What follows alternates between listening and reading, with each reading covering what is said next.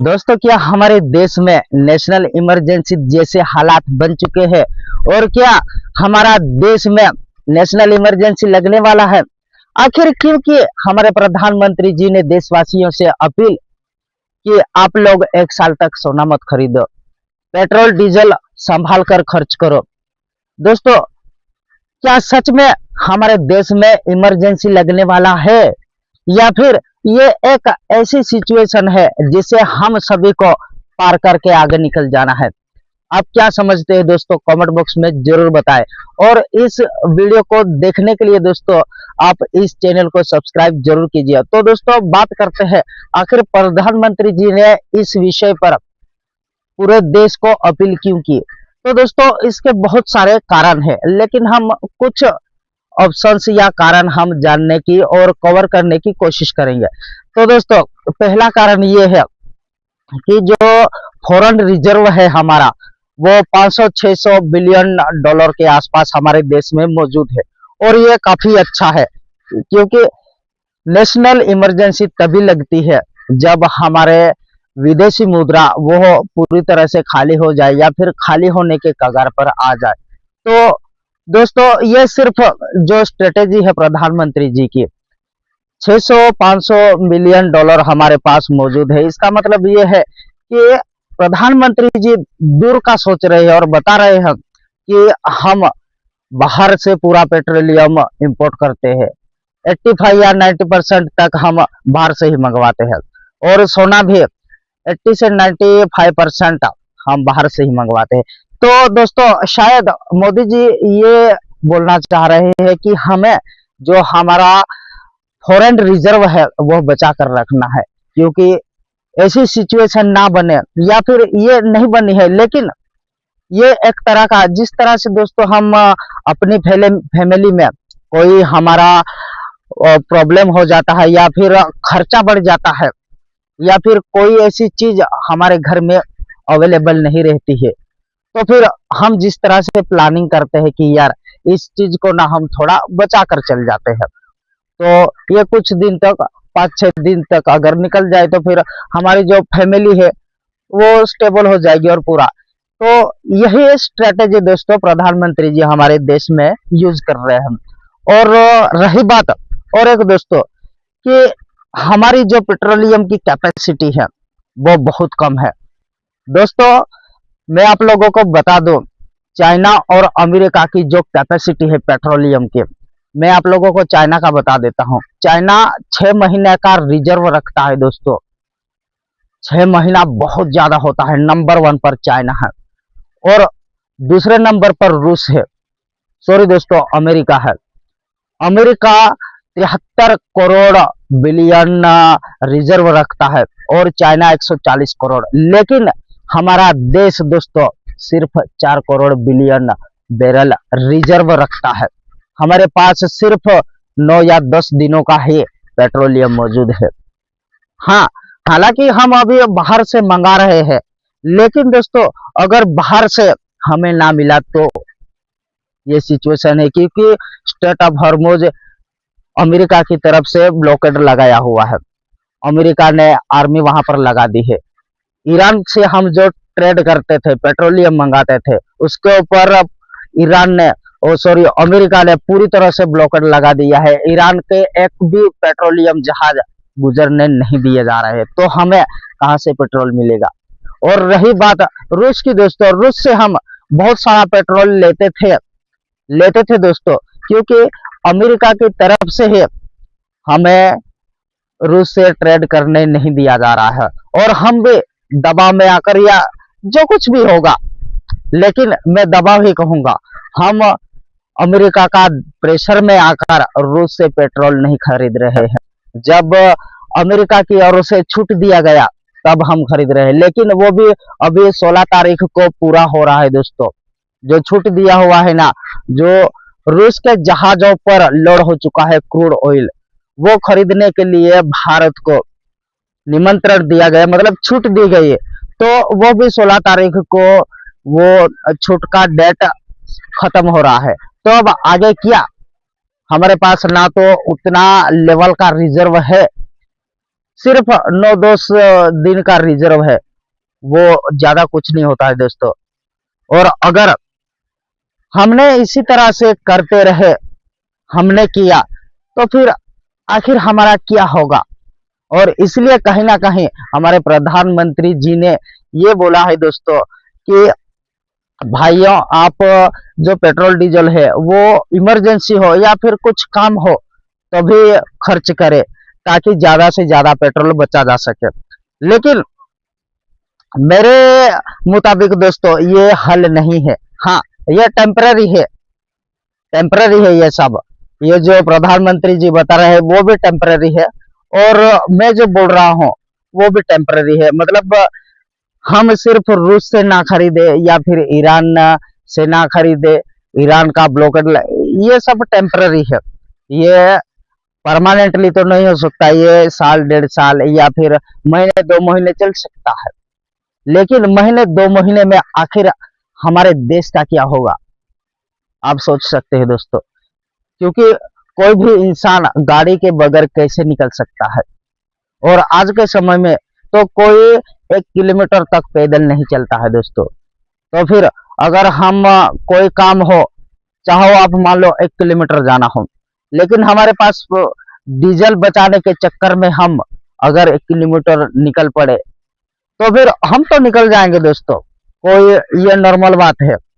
हम तो 5-10 किलोमीटर तक पैदल चलते हैं, क्योंकि मैं विलेज का आदमी हूँ दोस्तों। विलेज में ये सब नॉर्मल होता है। लेकिन कोई बुजुर्ग रहा या फिर कोई, मतलब ऐसी सिचुएशन बनी, अगर गाड़ी लेकर ही जाना हो तो क्या हो। हाँ, हमारे प्रधानमंत्री जी ने ये बोला है कि बस से जाओ, ट्रेन से जाओ, मेट्रो, ये सब भी ठीक है। लेकिन हमारे जैसे विलेज में, विलेज का जो एरिया होता है वहां पर ट्रेन कहाँ से होगी। और बसेस तो चलती है लेकिन उतनी अवेलेबल भी नहीं होती ना दोस्तों। तो फिर आखिर किस तरह से जाया जाएगा। तो दोस्तों ये सब हम आगे नहीं जाते, हम अपने टॉपिक पर आते हैं। तो दोस्तों प्रधानमंत्री जी ने ये सब रुपये को मजबूत बनाने के लिए बोला है, क्योंकि सोना, सोना जो है हम बहुत ज्यादा मंगाते हैं बाहर देशों से, और उस पर जो फॉरेन करेंसी होती है वो खर्च करनी पड़ती है, यानी कि यूएस डॉलर। और यूएस डॉलर सभी चीजों पर लागू होता है। और प्रधानमंत्री जी ने इसलिए बोला है दोस्तों कि अगर सोना हम 1 साल तक ना खरीदे तो क्या ही हो जाएगा। मतलब ये तो एक शौक की चीज है ना, ऐसो आराम की चीज है। और अगर इसे सोने को खरीदते भी है तो फिर ये तो, या तो हम जेवर बनाकर इसको गले में पहनेंगे, हाथ में पहनेंगे। लेकिन थोड़ी बहुत तो चीजें या सामान होगा, मतलब जो जेवर होंगे वही पहन। नया लेने की जरूरत नहीं है, क्योंकि नया लेकर आखिर क्या करेंगे, हम तिजोरी में ही रखेंगे। और तिजोरी में रखा सोना आखिर क्या ही काम आएगा। मतलब दोस्तों वो सोना जो खरीद कर हमने तिजोरी में रखा है वो तो वैसे का वैसा रहेगा, उसके ऊपर कोई हमें बेनिफिट तो नहीं मिलेगा। मतलब उससे मुनाफा थोड़ी होगा हमें। तो उससे अच्छा है, नरेंद्र मोदी साहब ये बोलने की कोशिश कर रहे कि उससे अच्छा तो है किसी अच्छे कामों पर लगाओ जो हमें मुनाफा दे। अगर हम 100 रुपये किसी चीज के ऊपर इन्वेस्ट कर रहे हैं तो फिर हमें 200 या 150 रुपये तो मिलने चाहिए। मतलब एक्स्ट्रा 20-25 रुपये तो हमें चाहिए ना। अगर हम गोल्ड के ऊपर खर्चा करेंगे तो फिर क्या ही होगा। वो तो एक इन्वेस्ट, वो थोड़ी बहुत मतलब एक्स्ट्रा है, ये देश के लिए काम की भी नहीं है, और ऐसा उनका मानना है दोस्तों। तो ये बात भी सच है दोस्तों। लेकिन जो अब सोनार लोग हैं जो ज्वेलरी बेचते हैं, उनका कहना है कि अगर 1 साल तक धंधा नहीं हुआ तो फिर हमारा दुकान किस तरह से चलेगा, हमारी पूरी फैमिली का खर्चा और ये सब किस तरह से हम करेंगे। और जो दुकान पर काम करते हैं, ज्वेलरी के दुकान पर, उन लोगों का क्या होगा। और ये बात भी सच है दोस्तों, उनका कहना भी सच है, क्योंकि उनकी पूरी फैमिली और जो काम करते हैं उन लोगों की पूरी फैमिली सिर्फ उसी ज्वेलरी दुकान के ऊपर टिकी होती है। उनका खाना पीना खर्चा या फिर मेडिकल जो भी चीज है वो सब उसी के ऊपर डिपेंड होता है। अगर एक साल तक कोई सामान या फिर बिजनेस नहीं चला तो फिर उस परिवार का क्या होगा। तो इसके ऊपर दोस्तों गवर्नमेंट को कुछ सोचना चाहिए, ये बात जेन्युइन है और शायद प्रधानमंत्री जी ने उसके ऊपर कुछ सोचा भी होगा। लेकिन क्या ये ठीक है दोस्तों? और मैं आप लोगों को बता दूं दोस्तों, ये जो बातें प्रधानमंत्री जी ने कही है, ये 24 घंटे में 2 बार अपील की है पूरे देश को कि भाई आप गोल्ड मत खरीदो और पेट्रोलियम का थोड़ा अच्छे से वापर करो, ज्यादा खर्चा मत करो। और ये ना हैदराबाद और वडोदरा के रैलियों में से मोदी जी ने कही है। तो दोस्तों ये बात यही है कि पेट्रोलियम बचाना यानी डॉलर बचाना। अगर डॉलर बचाएंगे तो हमारे देश की जो इकोनॉमी है उसे जिंदा करने, जिंदा मतलब ये कोई हमारी इकोनॉमी डेड नहीं है, लेकिन जो विकास की ओर जाना चाहिए, हमें इकोनॉमी को आगे बढ़ाना चाहिए, वो भी इस मिडिल ईस्ट में जो तनाव चल रहा है या फिर जो भी परिस्थितियां बनी हैं, एनर्जी का शॉर्टेज, ये सब के ऊपर पूरी दुनिया की इकोनॉमी टिकी होती है और हमारे भारत देश की इकोनॉमी भी एनर्जी पर ही चलती है। तो दोस्तों इसलिए प्रधानमंत्री जी ने कहा है कि आप गोल्ड में जो खर्चा कर रहे हैं उसको एक ऐसे सेक्टर में यूज करो, इन्वेस्ट करो कि आपको भी मुनाफा मिले और देश की इकोनॉमी बढ़े। ये भी सच है दोस्तों। लेकिन आखिर अब इसका क्या इम्पैक्ट होगा दोस्तों?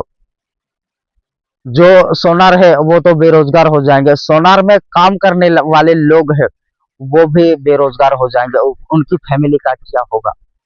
और दोस्तों अगर ये सब नरेंद्र मोदी जी अपील ना करते, मतलब उन्होंने तो किया है, अब ये हम जैसे देशवासियों के ऊपर निर्भर है कि हम पेट्रोल डीजल की कितनी खपत करते हैं या कितना बचा कर चलते हैं। अगर 9-10 दिनों का ही हमारे पास कैपेसिटी है तो अगर वह भी हमने खर्चा कर दिया तो फिर हमारे देश की डिफेंस सिस्टम या फिर हमारे जो सैनिक है, सेना बल है, वो क्या करेंगे? उनको तो हर समय डीजल पेट्रोल सब चाहिए होगा, क्योंकि पूरे देश की सिक्योरिटी करना और इतने हैवी हैवी वेपन्स यूज करना और मशीनरीज यूज करना, उनमें जो ईंधन लगेगा वो तो पेट्रोल डीजल ही लगेगा। तो अगर हम देशवासी उस पेट्रोल डीजल को खर्च कर देंगे ये ही फालतू में, यहाँ जाना वहां जाना, तो फिर जो कंट्री के डिफेंस होगा वो कमजोर पड़ जाएगा और इस वजह से पाकिस्तान और चाइना हमारे ऊपर अटैक करने की कोशिश करेंगे या फिर हमारे कोई भी स्टेट हो, चाहे वो जम्मू कश्मीर हो, लद्दाख हो या फिर इधर आप पूर्व की अगर बढ़े तो पूर्व में पश्चिम बंगाल या फिर असम, मिजोरम, मणिपुर, यहाँ पर बांग्लादेश हो या फिर पाकिस्तान हो, या कुछ ना कुछ ऐसी हरकत करेंगे वो भी चीन के इशारे पर कि हमारे जो इंडिया है, हमारे देश को अनस्टेबल किया जाए, अशांति फैलाई जाए। और क्योंकि हमारे पास ईंधन नहीं होगा तो फिर हम सेना लगा भी देंगे तो ज्यादा कुछ नहीं कर पाएंगे और यही सब इसका नुकसान होगा दोस्तों। और इसलिए हमारे प्रधानमंत्री जी ने ये देशवासियों से अपील की है कि भाइयों आप थोड़ा खर्चा जो कर रहे हैं वो संभाल कर करें और सोच कर करें। ये दोस्तों जो प्रधानमंत्री जी ने बोला है वो सिर्फ हमारे लिए और हमारे देश के लिए कुछ सोचकर ही उन्होंने ये बोला है और स्ट्रेटेजी बनाई है।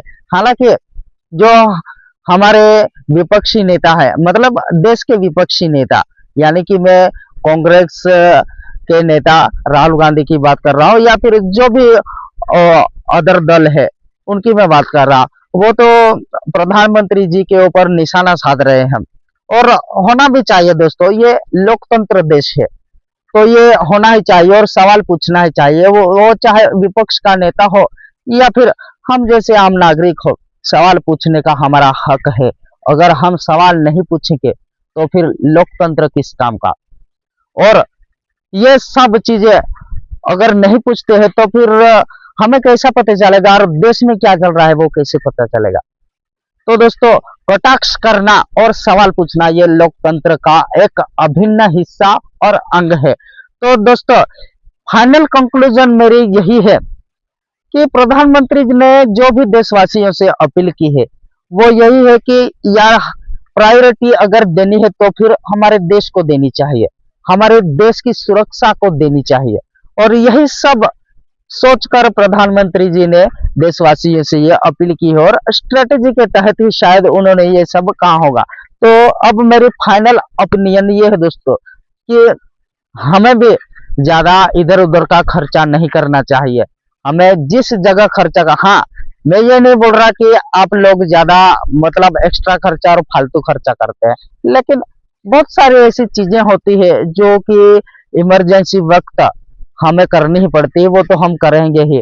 लेकिन बहुत सारी ऐसी चीजें के ऊपर हम एक्स्ट्रा खर्चा करते हैं, उसके ऊपर थोड़ा दोस्तों टेम्पररी लेकिन थोड़ा कंट्रोल करना अच्छा होगा। तो दोस्तों, ये वीडियो यही समाप्त होती है। अगर आपको ये वीडियो अच्छी लगी है तो प्लीज दोस्तों इस वीडियो को लाइक कीजिएगा और इस चैनल को सब्सक्राइब जरूर कीजिए। धन्यवाद दोस्तों, जय हिंद।